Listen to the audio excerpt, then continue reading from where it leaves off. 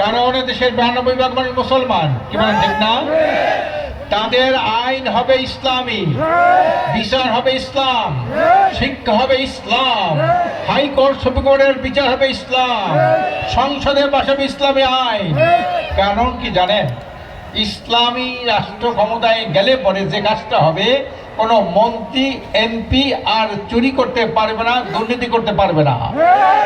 আপনি জানেন এই দুর্নীতির কারণে আজকে দেশটা একটা অন্যতম দরিদ্রতম দেশ। এই দুর্নীতি করে কারা? মন্ত্রীরা, এমপিরা, কি বলেন ঠিক না? ক্ষমতাসীন দলের নেতারা, কর্মীরা, তারা দুর্নীতি করে। এই সব দলের দুর্নীতিবাজ ছাড়া কোনো নেতা পাওয়া যায় না।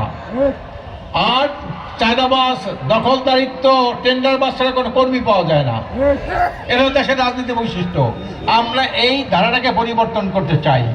আমরা ভালো নেতা চাই, ভালো নীতি চাই, এছাড়া জাতির মুক্তি নাই। নেতা চাই ভালো, নীতি চাই ভালো, কি বলেন ঠিক না? ইসলাম হলো সর্বকালের সর্বশ্রেষ্ঠ নীতি, কি বলেন ঠিক না?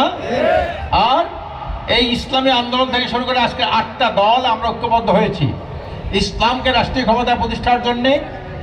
ইসলামী আন্দোলন বাংলাদেশ, জামাতে ইসলামী, নেজামে ইসলাম,